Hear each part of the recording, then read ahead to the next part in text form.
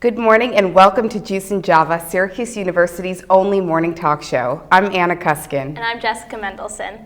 And it's the beginning of March. It's kind of the gray area of the semester in the sense that we've got a couple weeks till spring break, but it's almost here. And we've almost made it. I'm finally starting to see some grass on the ground. The snow's going away. The sun is shining. We have above zero temperatures, so we're absolutely thrilled with that. Yes, exactly. Do you have any fun spring break plans? Unfortunately, I'm going home, but I'm ready to just relax. What about you? Going relaxing is fun? Definitely something to look forward to. I'm going to Mexico for one last spring break, so I'm really excited about that. That's going to be a great trip. Yeah, and I also love this time of year because it's basketball season here, and you have so much orange spirit going around. March Madness is just about to start. We're going to talk a little bit about that today. I'm really excited to see what Syracuse is going to do during the tournament. Yeah, and another thing to look forward to is actually the day when we get back from spring break is St. Patty's Day. Exactly. So we have a package a little later in the show that shows us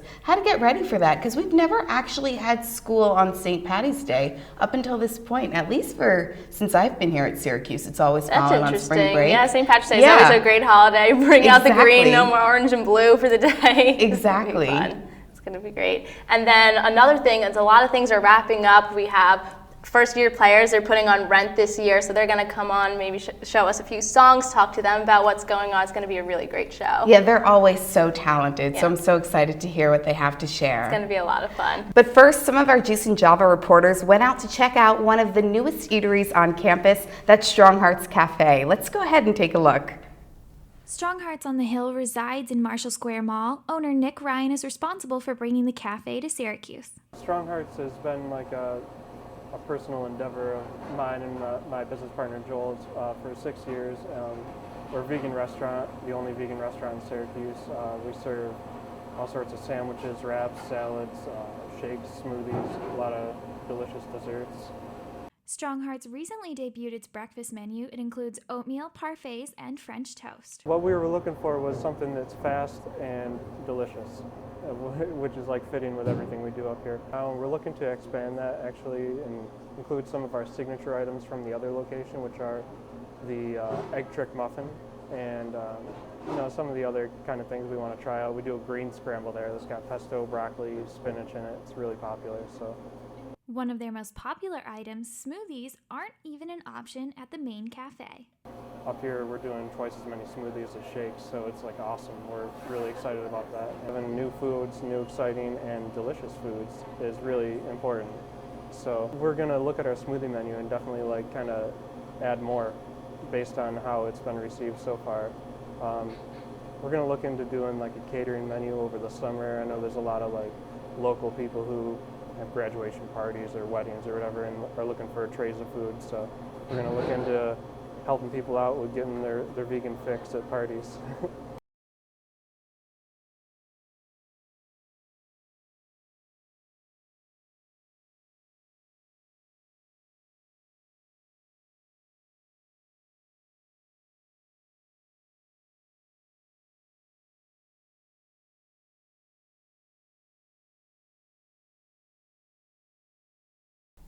We're all such big basketball fans here at Syracuse University, and with March Madness right around the corner, I'm here with Chris Milner to talk a little bit about the tournament and see what's going to happen in the upcoming weeks. Thanks for being here. Yeah, no problem. Glad to be here. So Selection Sunday is right around the corner. Can you tell us a little bit about that? And for those of us who don't really understand March Madness, kind of give us an explanation. Well, first, if you go to Syracuse, you have to know basketball. Exactly. But in case you don't, I'll fill you in. So Selection Sunday on March 16th, that's the big day that all 68 teams are announced that are going to the tournament. And how that kind of is divided is you have 30 teams across Division I basketball that have won their conference championship. That is usually at the end of the postseason. They'll be invited automatically to join the tournament, so hopefully Syracuse can win the ACC. Crossing our fingers. Yeah, we're crossing our fingers. But if they don't, then there'll be 37 teams that get in via a committee that looks at their schedule, looks at who they've won against, who they've lost, all that kind of stuff. And That makes up your 68 teams. And then there's one playing game with 4 teams on the outside looking in that will all vie for one spot. Interesting. And I know the brackets are kind of broken up based on region, and they're all ranked within that. So can you talk a little bit about the big teams that we're going to be looking out for during the tournament? Well, obviously you have to look at Syracuse as one team, but again, another Duke squad is going to be looking to go far this year. Louisville, last year's national championship team. They've been struggling this year, but you can never count out Coach Pitino. And then there's Florida, who came out of nowhere out of the SEC, and they're looking really strong, poised to take the #1 spot here away in the next couple weeks. Very interesting. And so we have all those big teams. And see any big stars who are going to stand out during the tournament, have a really good run? What are we looking for? Well, there's 2 classes I'm looking at. There's the seniors and there's the freshmen. With the freshmen, Tyler Ennis, one of them for Syracuse, Jabari Parker out of Duke, and Andrew Wiggins out of Kansas. Those are kind of the 3 to watch in terms of who can win possible Rookie of the Year in the respected conferences. Now looking at seniors, CJ Fair, Aaron Kraft out of Ohio State. Although Ohio State has been struggling, they are poised to make the tournament, and we all know that they're dangerous. They gave us a run for our money a couple years ago. Very interesting. And so we're talking about Tyler Ennis, CJ Fair. How do you think Syracuse is going to do in the tournament? Well, Syracuse has been tested, and Jim Boeheim said, he doesn't know how many lives we have left in terms of all those close games. We've had 10, and we've won 8 of them, which is pretty good. But I think Syracuse, though, they've had the experience in the past. Kind of a funny thing to look at is the last 4 years, we've lost in the Sweet 16, the Elite 8, then the national semifinal. Could this be the year we get to the national championship? I'm thinking, I'm hoping. Things are looking good, so we'll have to see what happens. But I definitely think Syracuse has the experience with Coach Boeheim. Interesting. So if it's not going to be Syracuse at the championship game, do you have a prediction who we're going to be seeing playing in Texas? It is so tough to tell. College basketball has really evolved the last few years to where you could see teams like we saw last year, Wichita State. Nobody knew who they were, and they made it to the national semifinal. But if I had to choose today, well before Selection Sunday, I'd have to say Syracuse does not make the national championship game, but they'll make the Final Four. I'm going to have to put my winner as Florida. Very interesting. All right. And then, so we know Syracuse is being a really strong team. We've had a good run. What happened at that Duke game a few weeks ago? That was an incredible game, and it was a really good second game of the rivalry, now this new rivalry in the ACC, after Duke came in here to the Carrier Dome a couple weeks before that, and they almost pulled it out against our team. Then we go down to Cameron Indoor, another defensive battle. 2 of the top programs, I think you look at both head coaches as being Hall of Famers. They're very passionate about the game, and it went down to the wire, and once again, it came down to a call that was pretty questionable. I'm not going to put my side of it because it's very controversial. But I do believe that the call shouldn't have been made, and Jim Boeheim reacted in an appropriate manner, I guess, but he kind of joked afterwards saying, I just wanted to see if I still got it running out on the court. Exactly. All right. Thank you so much for being here and telling us a little bit of March Madness. I definitely have a better understanding of what's going on. Yep. St. Patrick's Day is right around the corner, so some of our Juice and Java reporters are going to show you how to throw the perfect St. Patrick's Day party. Hi, we're here today to show you how to throw a St. Patrick's Day party. Even if you're in the comfort of your dorm, there's little things that you can do to make this day that much better. Exactly. So the first thing is we've got a bunch of decorations. We've got a headband, a hat. It's all from the dollar store. It's really affordable. It's really fun, and it really does the job in making the holiday festive. And we've got a little platter here that we just cut up some apples, put green sugar and cinnamon on it, and made a little yogurt dip. And, 'tis the season of everything green. And you're going to show us how to craft. Yes, I have little notes that I'm going to make on how to give them to people for St. Patrick's Day. And once you show us how to craft, I'll be making one of the famous Shamrock Shakes, which I've personally never had, but it's like a McDonald's thing that people absolutely die for. Hi, and we're going to be making different sort of notes that you can send to your friends that just say, Happy St. Patrick's Day. And like Valentine's Day was a while ago and you sent notes for that. I know I got a candygram and I was really excited. You could do the same thing, just attach little gold coins and put them in their mailbox or leave them at their door. I have some fun little stickers that we can use that I've decorated with. And I traced this shamrock off of this necklace here so that I wouldn't have to try to draw it myself because I'm not the best at that. But what you can do is just trace it out if you have something that you can trace, or whether you print something off that you can trace it that way.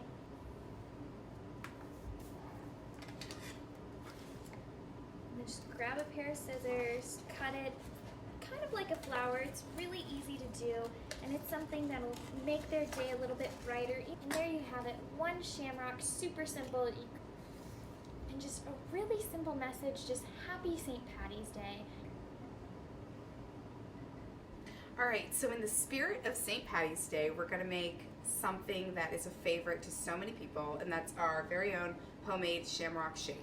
It requires a cup of vanilla ice cream, which I have pretty measured out. All right, then it requires about 2/3 of a cup of milk, and that'll make it more of a shake. You could use mint ice cream or vanilla. This time I'm using vanilla and gonna use some mint extract to make it really minty. Just about 1/8 of a teaspoon, so a little bit goes a long way. And then, of course, in the spirit of the holiday, we're going to Diet Green. This is a great treat for everyone. Apparently there's like a cult following for shamrock shakes. People know it and love it.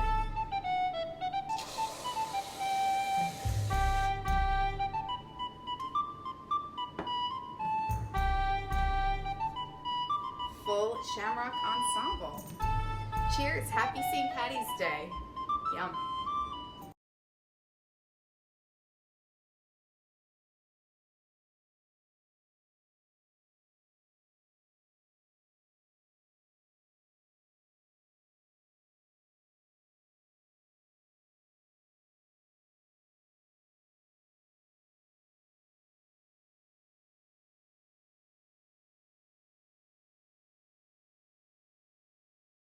Welcome back to Juice and Java. I'm joined now by Chief of DPS, Tony Callisto, who's going to tell us a little bit on how to stay safe over spring break. You know, whether or not students are staying here on campus, going home, or going away, safety is always an issue. So first of all, on campus, if a student's staying here for spring break, what can they do to make sure that they're safe?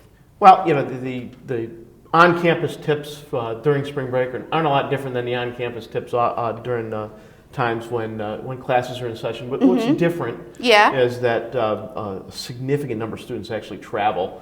So those that are still here really need to think about planning.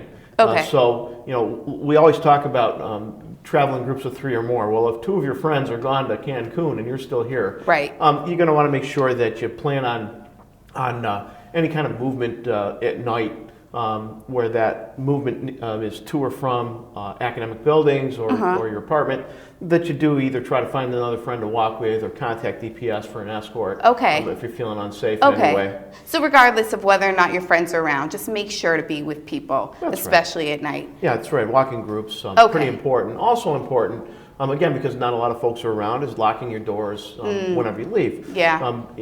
Whether it's a residence hall or it's an apartment on South Campus or an off-campus apartment, you know, the folks that might normally be around that would call in something suspicious are probably going to be on vacation. So if you're still around, you know, making sure that you're reminding yourself to follow up, lock your doors, lock your property up, carry your property with you in a safe way. Those are the things to do that, you know, while you're still on campus. And most importantly, from my perspective, is report suspicious activity. Because not a lot of folks are going to be around. If someone is behaving in a way that would lead you to, you know, be suspicious that they're going to steal something or break into some apartment or building, call right away. There's no embarrassment in calling. You call us. We'll check it out. If it isn't a problem, we'll deal with it and move on. But if it is a problem, we're going to make sure that that the right thing is done and people are brought to justice. Okay, so it's important to keep an extra eye out here. But if students are going away for spring break, I mean, that's when we hear a lot of these horror stories of students gone missing or whatever it is. Totally excited. Totally excited. You're ready for spring break. Can you ready. Tell us some key ways to stay safe, no matter if you're going to Mexico or Puerto Rico or wherever it might be? You're going to have a good time with your friends, and the last thing you want is I guess I may as well friend take to go my glasses missing. off because I'm going to stay here and try to make sure that all of your property is safe while you're gone. And we thank you for that. But yeah, let's think about this in 2 different ways. You know, if you're traveling domestically, if you're traveling here in the United States, there's some basic travel tips that you want to think about. First of all, before you leave, make sure that any small electronic devices or property that you're not going to bring with you are secured and locked up, and that your room is locked up and then your apartment is locked up. Double checking that, making sure all the windows are locked, especially first floor windows, pretty important. The folks that live off campus, It's really important to lock windows. The folks that live on campus and live in the South Campus apartments, again, there's great screens on those, but they're useless if you don't lock the back screen door, for instance. Yeah. So locking up, making sure your property's ready. Also, unplugging anything that's plugged in your apartment is pretty important too, not from a crime perspective, but from a general safety perspective, because if you're gone for a week and you left your television plugged in or something on, it is possible that an electrical fire could occur. So we want to make sure people think about unplugging those larger items and making sure that that the property's safe before you leave. Going to your destination, you really want to think before you leave. We know people are excited. We know folks are going to have fun, but making sure that family members and friends have an itinerary. What is it that you're going to be doing? What's your travel itinerary? How long are you going to be gone? If you have pre-planned events during the course of the week that you're going to be gone, making sure other folks know what those events are going to be, pretty important.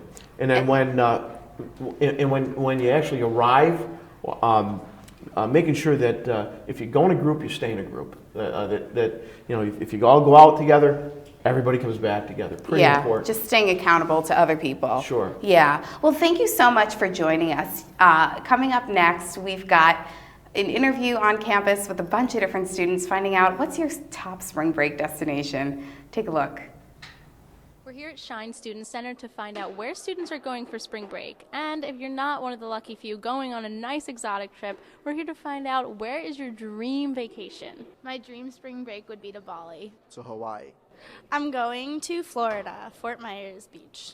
I'm going with my cousin to the Bahamas. Okay, so my cousin and I were we decided that it would be a good idea to go to the Bahamas for spring break, and my parents had said that we could go somewhere, so we just took it upon ourselves to book a ticket to the Bahamas in a hotel, and then my parents texted me and yelled at me the next morning. My dream destination would be Turks and Caicos, but I'm not going. My dream spring break destination would probably be Greece. I'm going home for spring break, unfortunately, but if I could go anywhere, I would go to Rome. I'm going to Los Angeles. I'm going to Miami. I'm going to Florida. I'm going to Vermont. In 2012, according to the Huffington Post, the top 5 college spring break destinations were Cancun, Mexico, Punta Cana, Dominican Republic, Miami South Beach, Panama City Beach, and Puerto Vallarta, Mexico. Welcome back to Juice and Java. I'm here with Elizabeth Bridges, the co-producer of FYP. She's here to talk a little bit about what FYP is about. So can you give us a general overview of what FYP is? Sure. So First Year Players is a student-run theater organization for freshmen and transfer students looking to find a home on campus through musical theater. Very cool. And a big part of FYP is that it's for non-theater majors. So can you go into that a little bit? Right. So our primary purpose is to find people on campus who maybe are really passionate about theater, did theater in high school or middle school, however are not pursuing that as a degree, and want to find that outlet through theater. That's awesome. That's a really cool thing for a lot of people who really loved it in high school, still want to stay involved. And what kind of goes into the audition process? Right, so we hold auditions the first weekend back from Christmas break every year, and the audition consists of a 1-minute monologue and 1 minute of a song of their choice.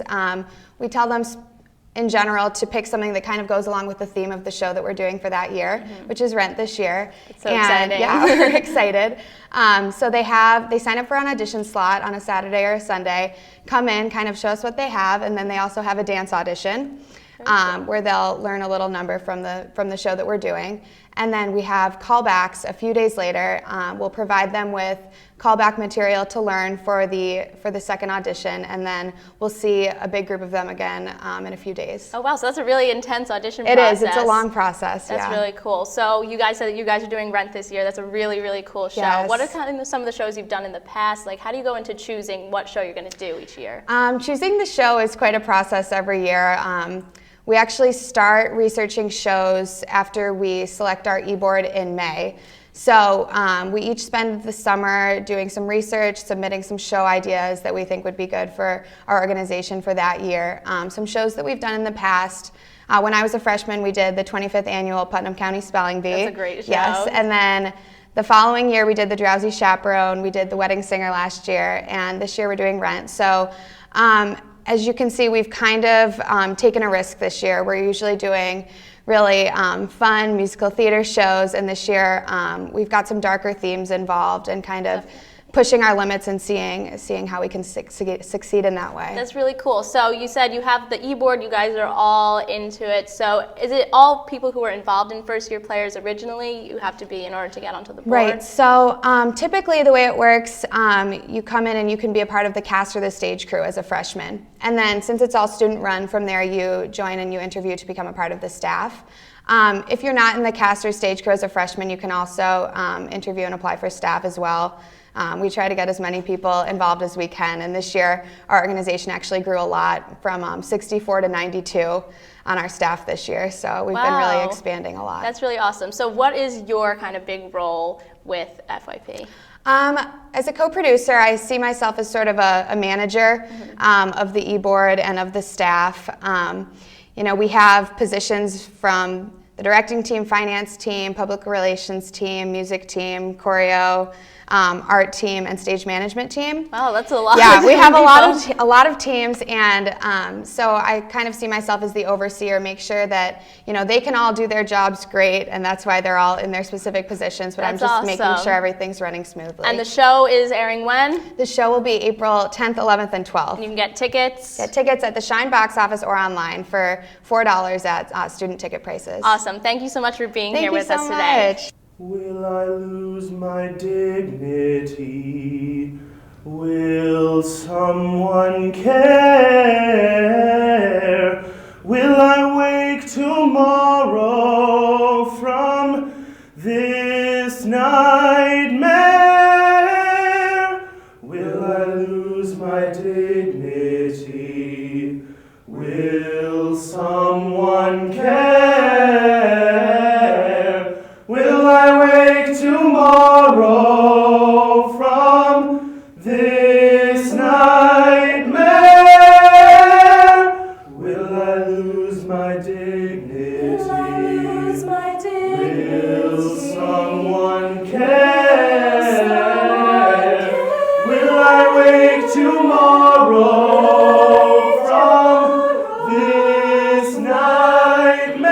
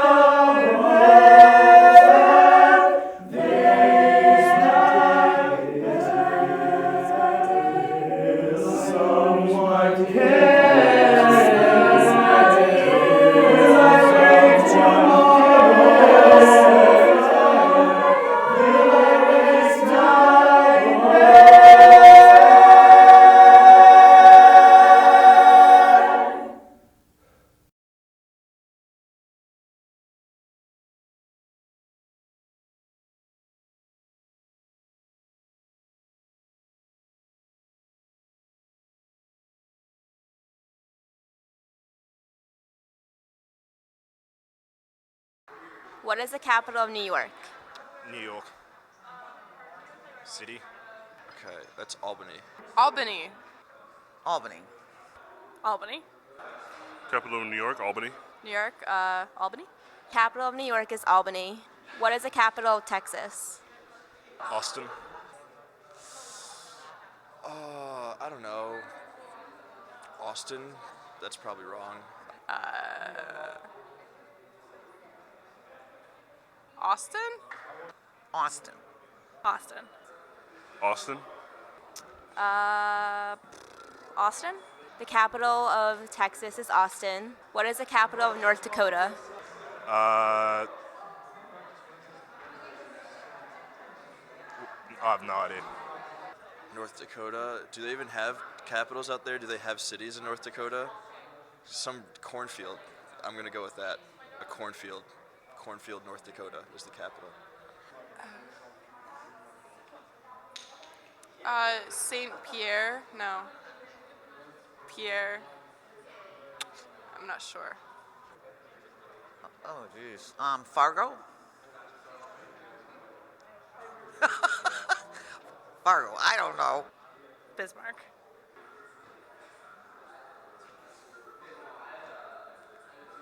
I don't know.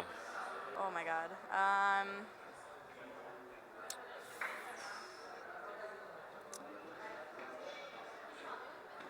Is it LaPierre? No.